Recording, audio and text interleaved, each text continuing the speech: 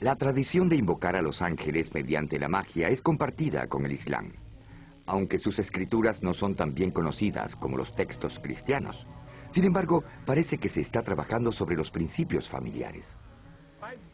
He visto muchos libros mágicos. Es cierto que generalmente parte de las fórmulas que dan para realizar ciertas cosas ayudan a encontrar esposo, a curar algunas enfermedades y a veces a invocar a ciertos ángeles. En la literatura mágica hay proliferación de los nombres angelicales. Cada uno de los nombres, mencionar a un ángel tiene una función específica en términos de curación o para hacer cualquier otra cosa. Mientras muchos hechizos buscan ayuda de los ángeles buenos, a veces se usa magia para rechazar a un ángel peligroso. Un ángel como Lilith, la chica mala del jardín del Edén. Según la leyenda, cuando Adán dejó a Lilith por Eva, Lilith juró que mataría a todos los descendientes de Adán y Eva. Durante muchos siglos, por cada infante que moría, se culpaba a Lilith. Para alejarla, se colocaban amuletos mágicos como este del libro de Raziel en la cuna del niño. Otros amuletos invocaban a 3 ángeles que defendían a Adán y a Eva de Lilith. El libro del ángel Raziel tiene dibujos de los 3 ángeles, dibujos diagramáticos. Sus nombres son Sinoi, San Sinoi, Samangluf. En el cristianismo bizantino, uno de ellos es llamado San Sisinius. Toda la idea se remonta a la antigua Mesopotamia, así que este es un caso donde las culturas se encuentran y adoptan seres angelicales de una cultura y otra para enfrentarse con un problema que forma parte de la vida real.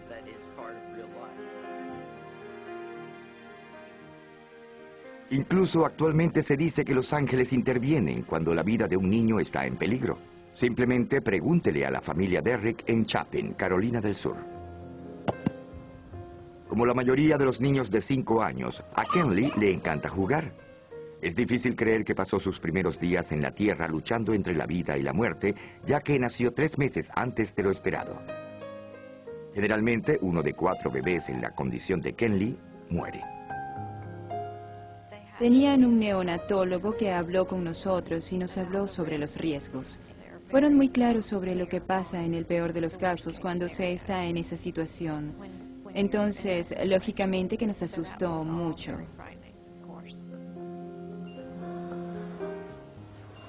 Kenley pesó 900 gramos. Fue colocada en una incubadora a temperatura controlada y conectada a muchos monitores. Si dejaba de respirar o si el corazón dejaba de latir, el monitor se apagaba. En ese momento entrábamos en pánico. Las enfermeras iban a ver y no había nada. Luego venían, le golpeaban el pie, todo volvía a la normalidad. Y ella empezaba a respirar. Pero estábamos muy asustados. No sabíamos qué pensar ni qué esperar. Para Sherry y Rocky Derrick, solo había una tarea más difícil que ver a Kenley en su lucha por vivir. Tener que dejarla todas las noches en el hospital. Siempre le pasaba la mano y rogaba que si lloraba, tenía miedo o necesitaba que la cargaran, alguien estuviese para hacerlo.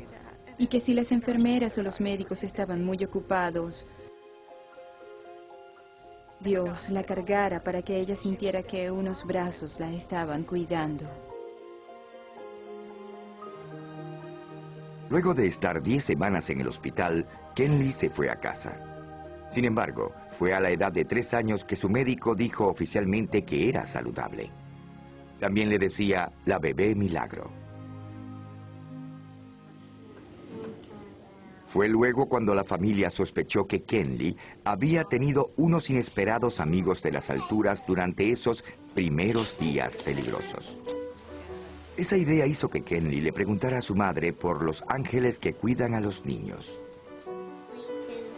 La pregunta fue que si recordaba que los ángeles me habían cuidado, porque ella cree que todos tenemos ángeles que nos cuidan.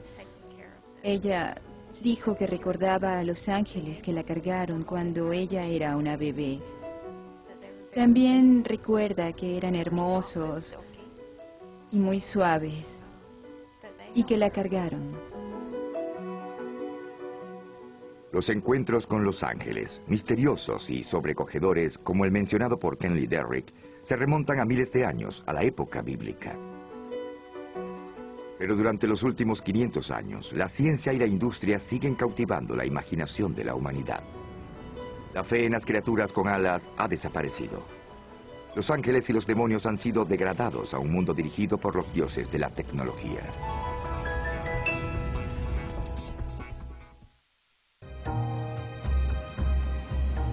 Si los ángeles tuviesen tarjetas de presentación, quizás serían algo así. Se espantan demonios, deshágase de los demonios. Muchos creen que los ángeles son los guerreros de Dios y que todo eso es bueno, que son los supuestos ganadores en un enfrentamiento final contra Satanás y las fuerzas del mal.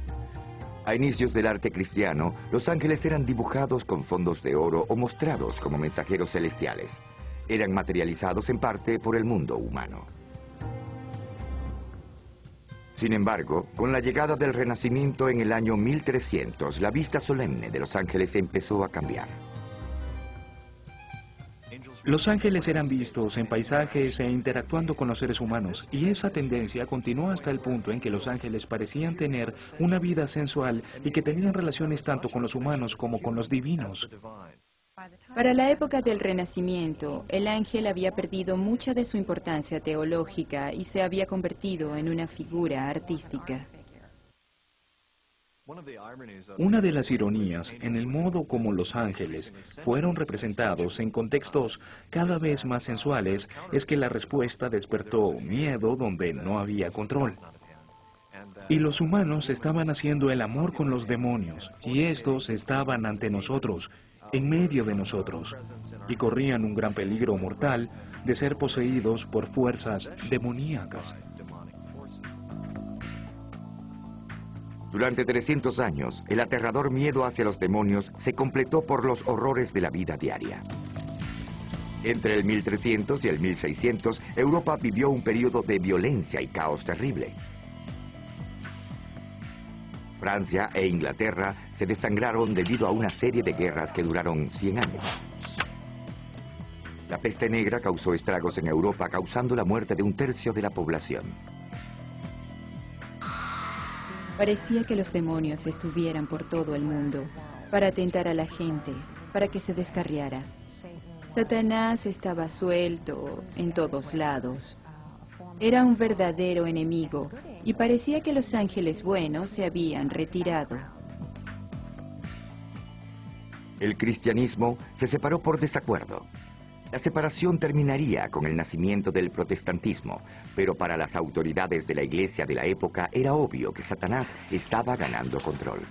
La maquinaria de la iglesia y el Estado se instaló para combatir al demonio. La Inquisición se concentró en el lado demoníaco, en que los demonios estaban en todos lados, intentando alejar a la gente de Dios. En retrospectiva, podemos ver que la Inquisición estaba casi poseída por todas las fuerzas, de las que intentaba proteger a la gente todo ese tiempo. Aun cuando se desató la Inquisición y la cacería de brujas, algunos individuos estaban observando, registrando, grabando, pensando, inventando, probando y descubriendo. El empirismo, el nuevo punto de vista científico del mundo, ayudó a calmar la creencia en los demonios. Pero en el proceso, la antigua ciencia de los ángeles también fue considerada. En casi todo el periodo durante el que los ángeles aparecieron, volviendo a la antigüedad, su realidad fue algo que se dio por sentado. Eran reales en la vida de la gente que los denunció hoy en el mundo, pero con el surgimiento del empirismo, con el surgimiento de un énfasis en «demuéstrame», en la verificación, en la confirmación, en la búsqueda de las huellas, era un momento difícil para la ciencia de los ángeles. Durante el 1700 y el 1800 se le quitó poder a los ángeles y a los demonios. Incluso los cherubs, los que una vez fueron los temibles protectores del jardín del Edén, fueron transformados en pequeños ángeles.